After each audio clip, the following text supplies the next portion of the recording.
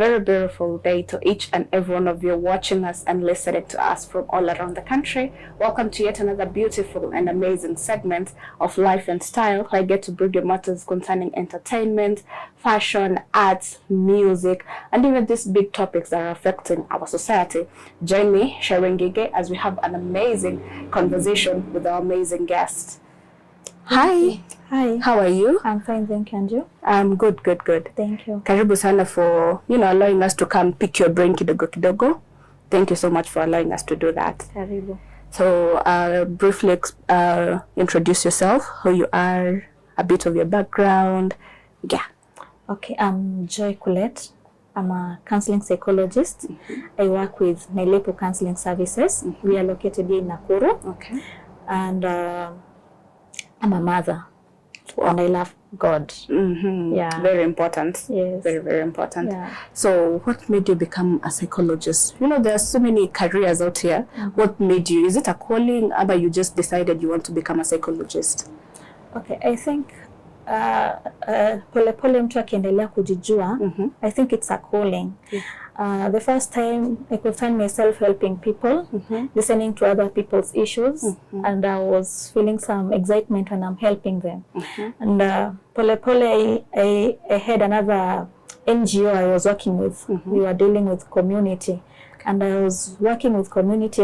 I was getting some interest to learn people behavior, and that is how I ventured into psychology. Oh, wow. Yeah. Any human behavior just interests you, and you just wanted to find out more. Okay, because we believe in every behavior, there is an underlying cause to that behavior. Yeah. And I think that is what interested me so much, and I really wanted to understand and to help. Okay. And also with that, as I was taking my course as a psychologist or a counselor, ukifanya course pia na unaendelea inakusaidia, it's like inakupreachia wewe kwanza before going outside to understand other people's issue.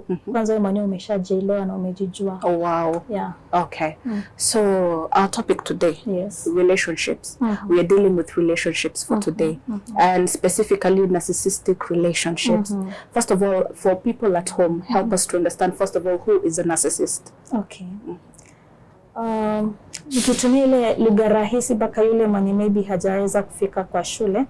A narcissist ni yule mtu naweza muita kwa njia rahisi sana, is a very selfish person, individual, inaweza kuwa a man or a woman. A very selfish person who thinks highly of themselves. Okay. They want that self-importance. Everything is about them. They don't consider other people.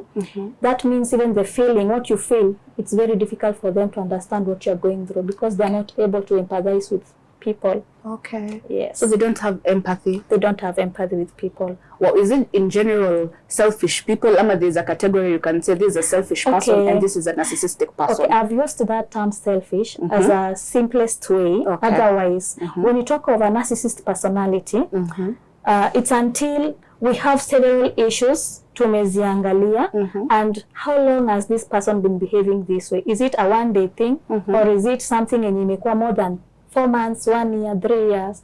If it's something yenye imekuwa more and more, that is a personality. Okay. And when we talk of a personality, it's something yenye iko ndani yako. Sometimes you're even not aware you have that personality. It's until you get some assessment and help from a professional like a psychologist, that is when you're able to understand you're with that personality. Oh, okay. Yeah. So, for example, I really need to know the signs that come with a person being a narcissist. Maybe, for example, I am let me say I'm an amateur in this topic. I don't even have a clue. So what are the signs that will stand out, that will make me know I am dealing with a narcissist? Okay, for you to understand you're dealing with a narcissist, number one, as I said earlier, they are not empathetic. They are not empathetic. That means they are not able to fit themselves in your show, in your world, to understand what you're going through. So they are not going to empathize with your feelings, to understand you at all. Sometimes when you discuss issues, or when you have issues, especially in a relationship, that is,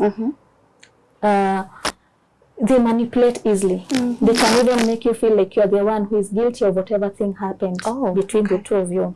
So sometimes it's very difficult for you to know. It's until you relate with this person, because the first time utamwona hata hata display hautajua kwa sababu there is a lot of manipulation with this person. Yeah, at first kuna ile tunaitaga this thing tunaita love booming. There's a lot of good things atafanya, but pole as you continue with that relationship, that is when you are going to understand this person. Oh, this person is like this. Yes. Wow. And maybe there are several things zenye utaweza pitia ambayo ziko a bit draining. Utapata like when I talk of self-importance, they want to be recognized. Okay. Whatever they are doing, they want to be recognized. They want to get hizo praises from you, and sometimes they don't even accept criticism. Like maybe umefanya makosa and maybe the way I give you that feedback or they're not accountable. Yeah, they are not ready to take responsibilities. That is it. They are not ready to take responsibilities for their own mistakes. So it becomes very difficult and sometimes draining. Yes. Okay. So let's say I'm in a relationship, right? With a person that I feel was perfect. As you've said, they don't show those signs in the beginning of the relationship. So as I go by, is it a must? Do I have to exit? Is there something I can do to make them maybe tone down? Do I really have, is the option just to exit? Okay. Thank you for that question. It's a difficult one. It depends with an individual, but as I said, it's very draining to be around these people. Kwa sababu watafanya hata wewe kuwe na self-doubt. Unajidoubt your sanity. Yeah. Like whatever you've done, whatever you've said, every time utakuwa unapatiwa like you feel guilty of what you did. And maybe for this person, depending with him or her, that person, it's until they get that feedback from you na upendo. So like unamrushia words kumwattack, because again they are very sensitive in criticism. And example, we are ladies, it's a man, and you know, a man with the ego. Yeah. So it's very difficult here to embrace your issue na positivity. So it's you as a lady to understand, how do I need to communicate these concerns? You need to be very assertive and to help this person with total love and respect, again, because of the ego side of it. And it's until they embrace that feedback, waichukulie positively, but most of them, they don't accept they have the problem. So it becomes very draining. And maybe it's now you, if you're not able to fit in that relationship, it's better to quit. And especially if it's not marriage, and if also it's marriage and it's draining you, inakufanya umekuwa emotionally damaged, there's no need to be in such a place. Because you've said the way we approach them, the way we deal with them, we deal with them with love and respect, considering their ego. But now what if atakukalia, ataona you sign like you're not being aggressive in telling him he's doing something wrong. For example, I'm just using he as an example, and I take it as a sign that you're weak, and ataitumia kama sign ya kukukalia. Okay, normally what happens with a narcissist, they don't take criticism, and they don't also accept responsibilities. So it's very difficult for you to convince this person akona makosa ama kuna shida mahali. Meaning umeuliza like unapata you want to correct them with love, right? Considering ego, you utaki ku hurt ego, but unto sometime anaweza chukulia ni kama you are a weakling. Juu utaki kumongelesha vibaya, sione ni kama you are hurting. And that is it with them. Mostly they feel they are superior. You are inferior. And of course that will come out. Expect that it will come out. So when you feel like you're trying so much but nothing is forthcoming, the best thing is now you to think of yourself, concentrate on your well-being than the other person, because this other person is not ready to change, and even maybe they are not even aware of themselves. Yeah. So narcissist abuse, is it just verbal, physical, or both? Okay, to some,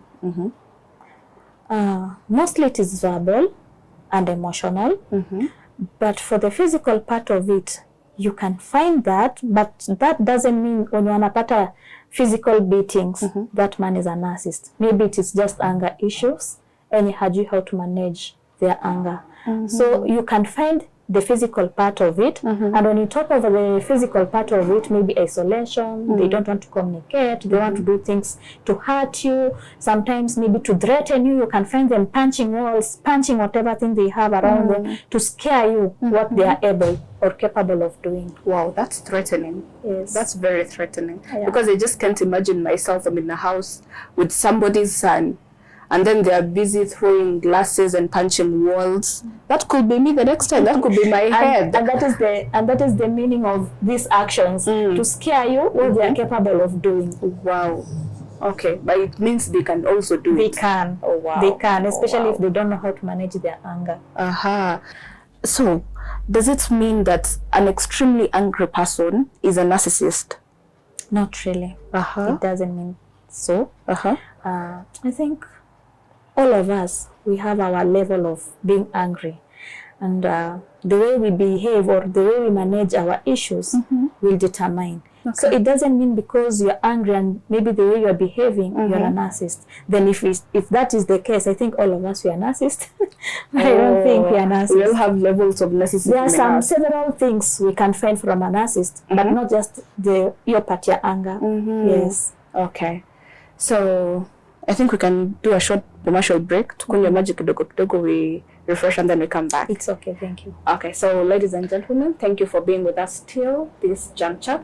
Let's go for a short commercial break. We'll be right back. Stay tuned.